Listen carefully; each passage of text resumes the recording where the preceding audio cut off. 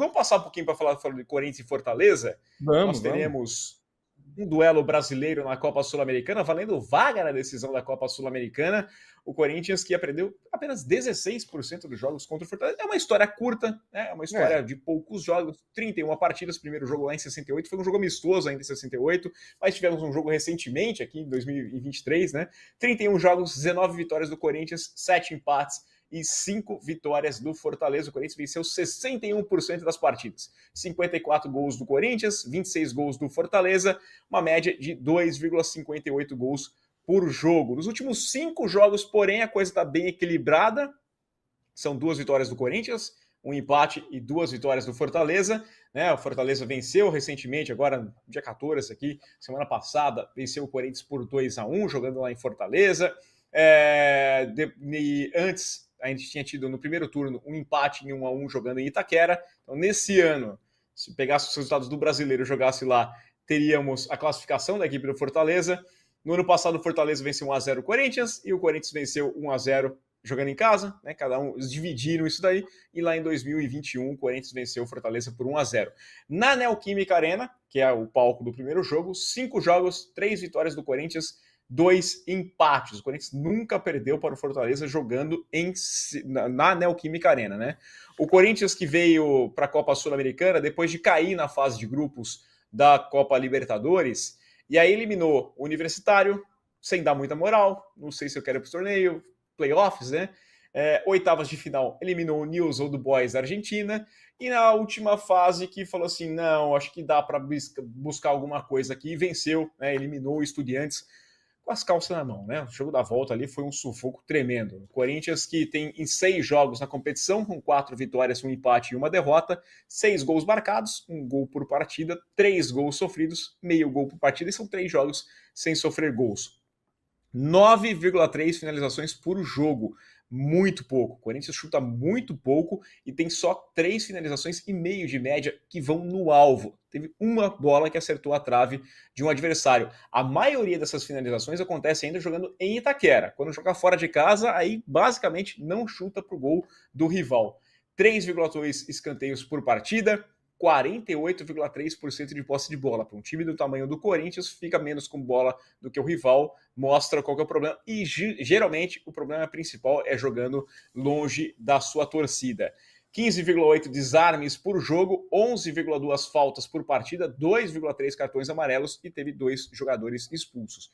Já o Fortaleza, ele veio também da Libertadores, mas ele caiu na pré, né? Ele não disputa a fase de grupos. Então ele faz a fase de grupos da Sul-Americana, é o primeiro colocado no grupo H, com 15 pontos. Aí ele passou pelo Libertad, foi direto para as oitavas, passou pelo Libertad, e nas quartas eliminou a equipe do América Mineiro. São 10 jogos, 8 vitórias, 1 empate, 1 derrota, 24 gols marcados, uma média de 2,4 gols por partida, 8 gols sofridos, 12,1 finalizações por jogo. Olha só a diferença, 9,3 para 12,1, 4,5 no alvo, 4 chutes nas traves adversárias.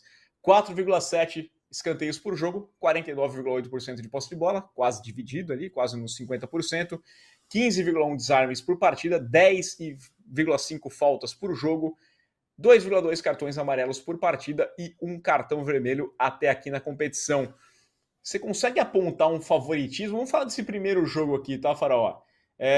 Itaquera, Corinthians é forte, jogando com sua torcida, sempre leva uma pressão para o adversário, mas esse time do Fortaleza é arrumadinho, é organizado, né, Farol?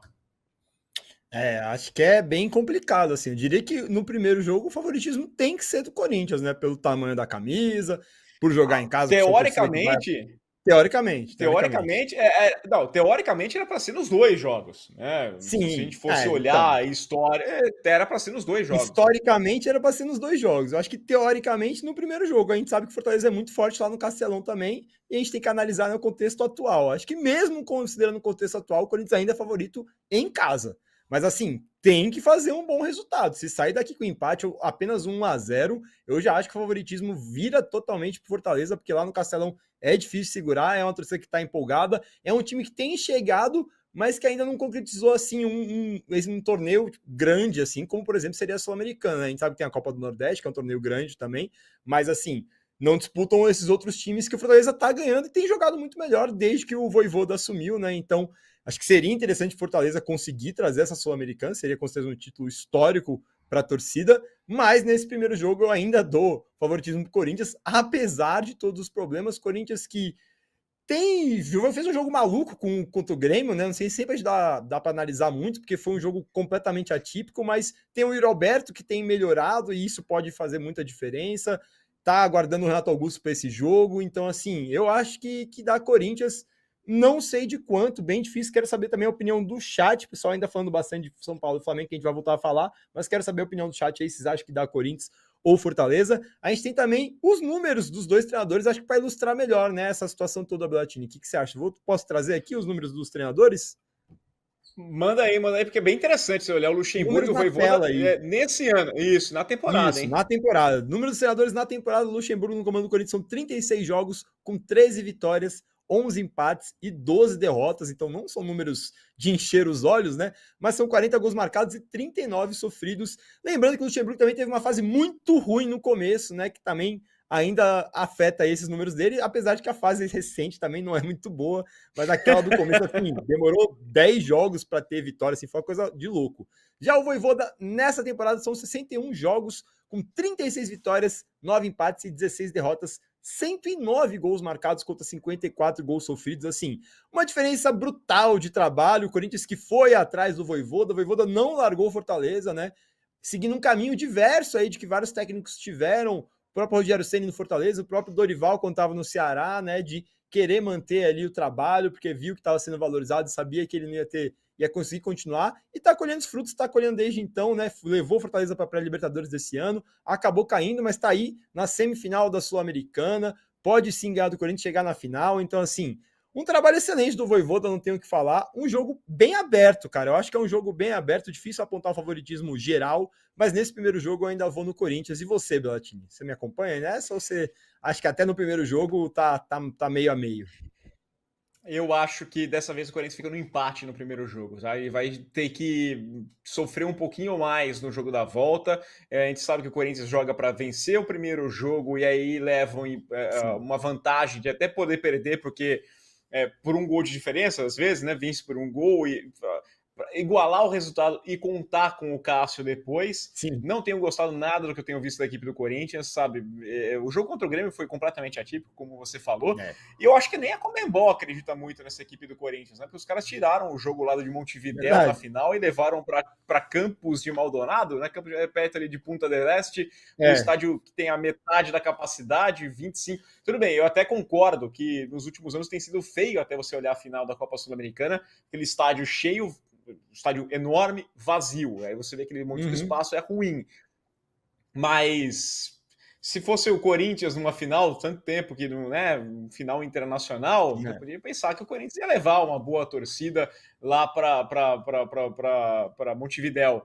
Agora, levando para um estádio de 25, 30 mil, se for pensar em meio a meio, né? Vamos os argentinos, talvez esteja lotado, mas Montevidéu caberia. Então, eu acho que eles não estão muito confiantes nessa história do Corinthians, e eu também não estou, não. Eu acho que o Corinthians vai ser eliminado. Eu acho que o Fortaleza vai passar de fase e o Corinthians empata o primeiro jogo. Eu sei que tem muito o Átila Mengão que tá falando assim, sem chance de Fortaleza passar, aqui a camisa pesa. Aí o Gabi tá falando, vai dar Fortaleza. E a minha sensação é essa, não dá para apostar só em camisa. Vamos pegar aí o Manchester United, né? Camisa, uma hora, né? Não adianta, se o time é ruim, não funciona.